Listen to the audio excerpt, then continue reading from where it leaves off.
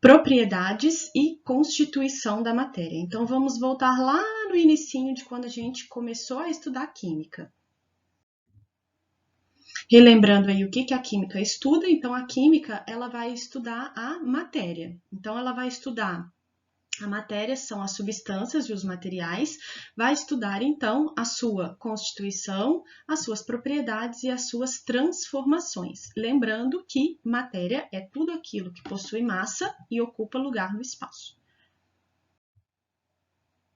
E aí, do que a matéria é constituída, né? Acho que vocês devem se lembrar que a matéria ela é constituída de átomos. Tudo bem? Que vai ser, os modelos atômicos vão ser assunto aí de uma próxima aula.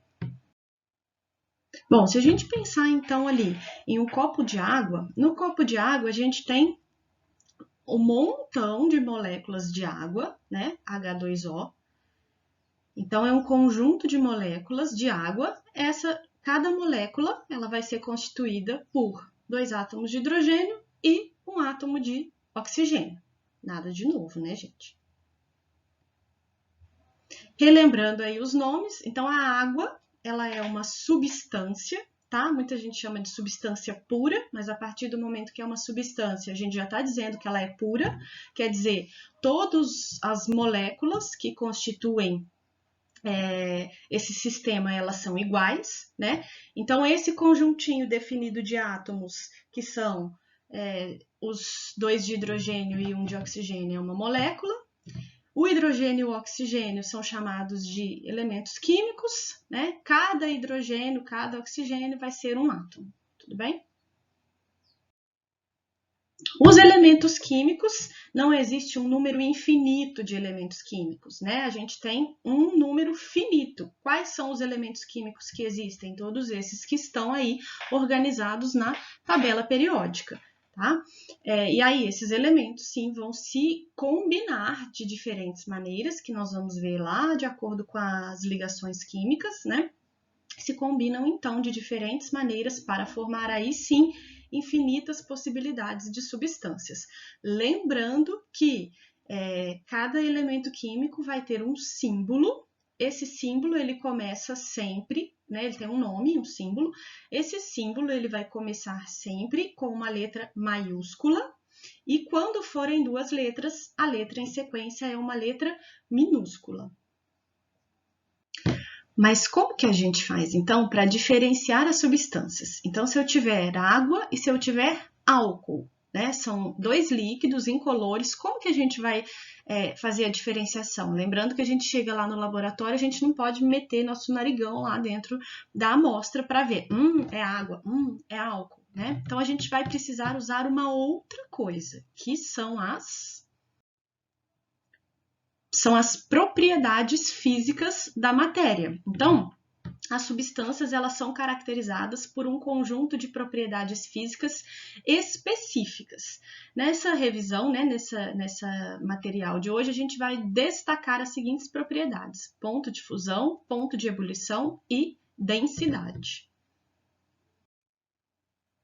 Para a gente falar então de ponto de fusão e ponto de ebulição, vamos relembrar um pouquinho aí dos estados físicos, né? Então, são 3 estados físicos, sólido, líquido e gasoso. E a diferença entre esses estados, ela vai se dar na forma como essas moléculas, elas estão, né? Esses constituintes da amostra, né?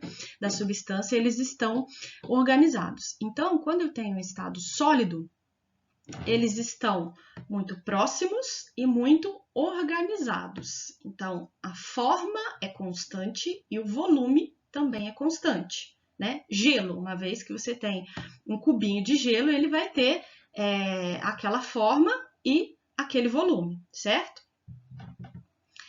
No estado líquido, tá? No estado líquido, a diferença é que eles estão próximos, porém eles estão com menos organização. Então, o volume é constante, mas a forma é variável. Então, se eu pensar em água líquida, um determinado volume, 500 ml de água líquida, se eu colocar numa garrafinha ou se eu colocar numa bacia, né, a forma vai variar, mas o volume vai ser o mesmo. Já nos gases, os constituintes, eles estão distantes e desorganizados. Então, o gás ele vai sempre ocupar. Agora, por exemplo, se eu tenho vapor de água, né? Ele vai sempre ocupar o volume do recipiente onde ele está, tá? Ele vai ocupar todo esse volume. Então, a forma é variável e o volume também é variável. Essas são características bastante importantes da gente relembrar sobre os estados físicos da matéria.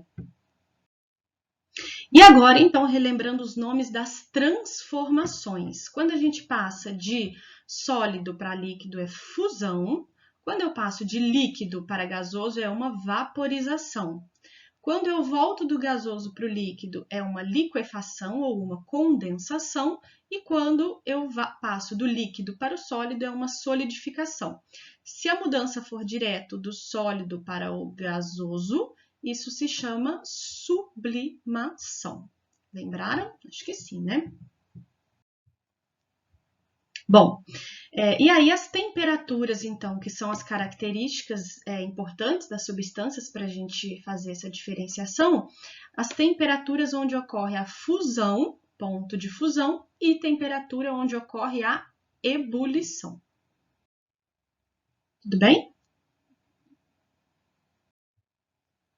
Bom, então, dependendo aqui de eu ter o ponto de fusão e o ponto de ebulição de uma substância, eu consigo saber em qual estado físico essa substância está em qualquer temperatura, tá? Então, por exemplo, se eu pegar aqui, vamos escolher o 25 graus, né? Que é considerado aí como temperatura ambiente padrão, né? De se considerar.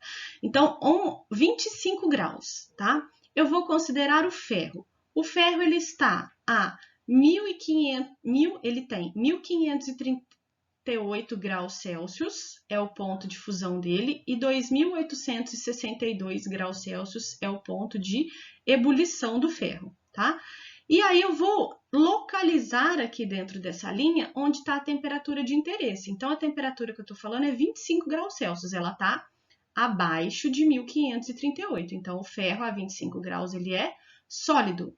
A água eu tenho 0 e 100. O 25 graus ele está aqui no meio, entre 0 e 100. Então, a substância está no estado líquido, a 25 graus.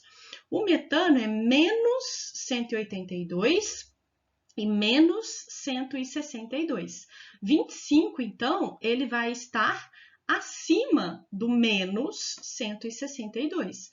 Então, se o 25 ele está acima, ele vai estar aqui no estado gasoso a 25 graus Celsius. E aí, isso aí a gente pode fazer para qualquer substância, tá? Em exercícios de vestibular, vai aparecer uma questão só disso, só para responder isso?